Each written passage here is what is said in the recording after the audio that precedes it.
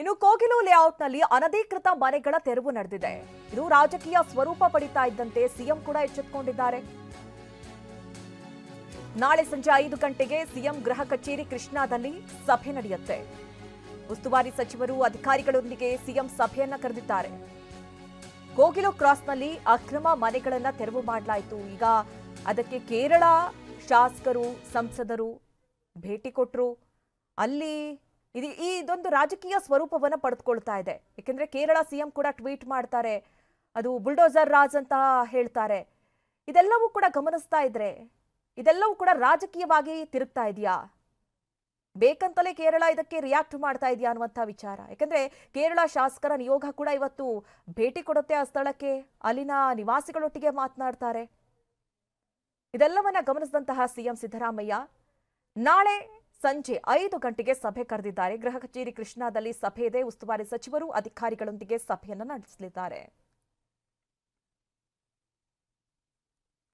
ಇನ್ನು ಸಿಎಂ ಸಭೆ ಕುರಿತಂತೆ ಡಿಸಿಎಂ ಡಿಕೆ ಶಿವಕುಮಾರ್ ಅವರು ಕೂಡ ಪ್ರತಿಕ್ರಿಯಿಸಿದ್ದಾರೆ. ಅವರೇನು ಹೇಳಿದ್ರು ಬನ್ನಿ ನೋಡೋಣ.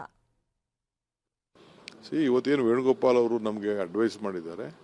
ಎಲ್ಲ ತರದ ಹಕ್ಕಿದೆ, ಅವ್ರು ಇನ್ಚಾರ್ಜ್ ಇರ್ತಾರೆ, ಅಡ್ವೈಸ್ ಮಾಡ್ತಾರೆ. ಈ ಬಿಜೆಪಿ ಇನ್ಚಾರ್ಜು ಆಫೀಸ್ ಬೇರರ್ಸು ಅಲ್ಲಿ ಬಂದವರು ಇವ್ರಿಗೆಲ್ಲ ಅಡ್ವೈಸ್ ಮಾಡಿಲ್ವಾ? ಏನೇನು ಬೇಕೋ ಮಾಡಿದ್ದಾರೆ. ನಾವು ಇವ್ರಿಗೆ ಹೇಳಿದ್ದೀವಿ, ಚೀಫ್ ಮಿನಿಸ್ಟರ್ಗೆ ಹೇಳಿದ್ದೀವಿ. ನಮ್ಮ ಈಗ ಅವರಲ್ಲಿ ಏನಾರಾದರೂ ಇದಾಗ್ತಾರಾ? ಅವರಲ್ಲಿ ನಾವು ಇಂಟರ್ಫಿಯರ್ ಆಗ್ತದ? ಏನಾದ್ರು ನಮ್ಗೆ ಇಡೀ ದೇಶದಲ್ಲಿ ನಮಗೆ ಗೊತ್ತಿದೆ, ನಮ್ಮದೊಂದು ನ್ಯಾಷನಲ್ ಪಾರ್ಟಿ ಒಂದು ಇತಿಹಾಸ ಇದೆ. ಇತಿಹಾಸದಲ್ಲಿ ನಾವು ಸಮಾನತೆಯಿಂದ ನಾವು ಜಾತಿ ಮೇಲೆ ಹೋಗಿ ನಾನು ತರಿಸಿದ್ದೀನಿ ಲಿಸ್ಟು, ಎಷ್ಟು ಜನ ಯಾವ ಜಾತಿಯವರು ಏನಿದ್ದಾರೆ ಅಂತ. ಜಾತಿ ಮೇಲೆ ಹೋಗೋಕ್ಕಾಗಲ್ಲ, ಕಾನೂನು ಎಲ್ಲರಿಗೂ ಒಂದೇ. ಎಲ್ಲ ಲಿಸ್ಟ್ ಕೂಡ ನನ್ನ ಹತ್ರ ಇದೆ. ನಾಳೆ ಸಿಎಂ ಕೂಡ ಇದ್ರ ಬಗ್ಗೆ ಒಂದು ಮೀಟಿಂಗ್ ಕರೆದಿದ್ದಾರೆ. ನಾನು ಸ್ವಲ್ಪ ಕರಾವಳಿ ಉತ್ಸವ ಇದೆ, ಸಿಎಂ ನಾನು ಇಬ್ಬರು ಹೋಗ್ಬೇಕಾಗ್ತದೆ. ಸಿಎಂ ಹೋಗ್ತಾ ಇಲ್ಲ, ಅದಕ್ಕೆ ನಾನು ನಾಳೆ ಬೆಳಗ್ಗೆ ಎಷ್ಟು ಜಲ್ದಿ ಆಗ್ತದೆ ಅಷ್ಟು ಜಲ್ದಿ ಬರ್ತೀನಿ. ಇನ್ನು ಕೋಗಿಲು ಲೇಔಟ್ಗೆ ಸಚಿವ ಜಮೀರ್ ಅಹಮದ್ ಖಾನ್ ಭೇಟಿ ಕೊಟ್ಟಿದ್ದಾರೆ. ನಿವಾಸಿಗಳ ಅಳಲನ್ನ ಆಲಿಸ್ತಾ ಇದ್ದಾರೆ ಸಚಿವರು.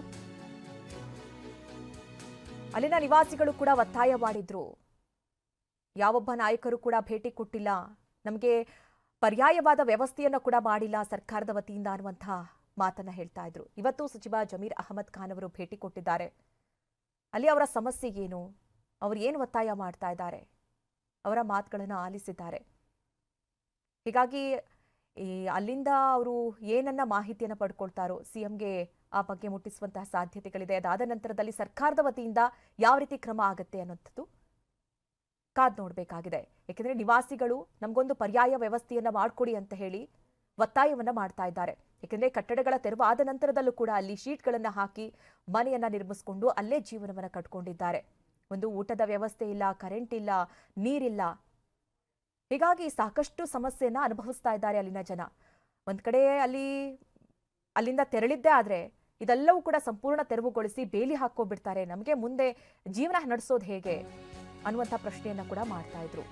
ಕೋಗಿಲು ಲೇಔಟ್ ಸಂತ್ರಸ್ತರಿಗೆ ಬೇರೆ ಕಡೆ ವಸತಿ, ರಾಜೀವ್ ಗಾಂಧಿ ವಸತಿ ಯೋಜನೆ ಅಡಿಯಲ್ಲಿ ಮನೆ. ಬೈಯಪ್ಪನ ಹಳ್ಳಿಯಲ್ಲಿ ಸಂತ್ರಸ್ತರಿಗೆ ಮನೆ ಸಿಗುತ್ತೆ. 180 ಮನೆಗಳನ್ನ ನೀಡೋದಕ್ಕೆ ಸರ್ಕಾರ ಮುಂದಾಗಿದೆ.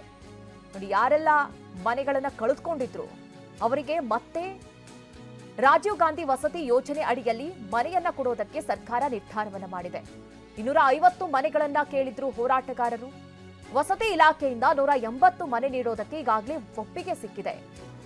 ರಿಜಿಸ್ಟರ್ ಕೂಡ ಮಾಡಿಕೊಡುವುದಾಗಿ ಭರವಸೆಯನ್ನ ಕೊಟ್ಟಿದ್ದಾರೆ. ಶೀಘ್ರದಲ್ಲೇ ನಿವಾಸಿಗಳನ್ನ ಶಿಫ್ಟ್ ಮಾಡುತ್ತೆ ಸರ್ಕಾರ, ಅಧಿಕೃತ ಘೋಷಣೆ ಮಾಡಲಿದ್ದಾರೆ ಸಚಿವ ಜಮೀರ್ ಅಹಮದ್ ಖಾನ್ ಅವರು. ನೋಡಿ, ಅಲ್ಲಿನ ಜನರ ಅಳಲಿಗೆ ಈಗ ಸರ್ಕಾರ ಸ್ಪಂದಿಸಿದೆ. ರಾಜೀವ್ ಗಾಂಧಿ ವಸತಿ ಯೋಜನೆ ಅಡಿಯಲ್ಲಿ ಮನೆಗಳನ್ನ ನೀಡೋದಕ್ಕೆ ಈಗ ಸರ್ಕಾರ ಕೂಡ ತೀರ್ಮಾನವನ್ನ ಮಾಡಿರೋದು. ಅಲ್ಲಿನ ನಿವಾಸಿಗಳು ಮತ್ತೆ ಅಲ್ಲಿನ ಹೋರಾಟಗಾರರು 250 ಮನೆಗಳಿಗೆ ಬೇಡಿಕೆಯನ್ನ ಇಟ್ಟಿದ್ರು. ಆದ್ರೆ 180ಕ್ಕೆ ಈಗ ಅಧಿಕೃತವಾಗಿ ಒಪ್ಪಿಗೆ ಸಿಕ್ಕಿರುವಂತದ್ದು. ಹೀಗಾಗಿ ವಸತಿ ಯೋಜನೆಯಲ್ಲಿ 250 ಮನೆಗಳನ್ನ ಬೇಡಿಕೆ ಇಟ್ಟಿದ್ರು, ಆದ್ರೆ 180 ಮನೆಗಳನ್ನ ನೀಡೋದಕ್ಕೆ ಈಗ ಸರ್ಕಾರ ಮುಂದಾಗಿರೋದು. ಅವರವರ ಹೆಸರಿಗೆ ರಿಜಿಸ್ಟ್ರೇಷನ್ ಕೂಡ ಮಾಡಿಕೊಡ್ಲಾಗುತ್ತೆ. ಈ ಬಗ್ಗೆ ಈಗ ಸಚಿವ ಜಮೀರ್ ಅಹಮದ್ ಖಾನ್ ಅವರು ಮಾತನಾಡ್ತಾರೆ, ಆ ಬಗ್ಗೆ ಘೋಷಣೆಯನ್ನ ಮಾಡಲಿದ್ದಾರೆ. ಅಲ್ಲಿನ ಜನರಿಗೆ ಈಗ ಸದ್ಯ ಯಾವುದೇ ರೀತಿ ವ್ಯವಸ್ಥೆ ಇಲ್ಲ. ಮನೆಗಳನ್ನ ತೆರವು ಮಾಡಿದ ನಂತರದಲ್ಲಿ ಅಲ್ಲಿ ಒಂದು ಊಟಕ್ಕೂ ಮಾಡ್ಕೊಳ್ಳೋದಕ್ಕೂ ಕೂಡ ಸಾಧ್ಯವಾಗ್ತಾ ಇಲ್ಲ, ನೀರಿನ ವ್ಯವಸ್ಥೆ ಇಲ್ಲ, ವಿದ್ಯುತ್ ಇಲ್ಲ. ಆದರೂ ಕೂಡ ಜನ ನಮಗೆ ಪುನರ್ವಸತಿ ಕಲ್ಪಿಸ್ಕೊಡಿ ಅಂತ ಹೇಳಿ ಬೇಡಿಕೆಯನ್ನ ಇಟ್ಟಿದ್ರು, ಅಲ್ಲೇ ಹೋರಾಟವನ್ನ ನಡೆಸ್ತಾ ಇದ್ರು. ಸಾಕಷ್ಟು ಜನ ಅವರ ಹೋರಾಟಕ್ಕೆ ಸ್ಪಂದಿಸಿದ್ರು, ಧ್ವನಿಗೂಡಿಸಿದ್ರು. ಈಗ ಸರ್ಕಾರ ಕೂಡ ಅವರಿಗೆ ಸ್ಪಂದಿಸಿದೆ.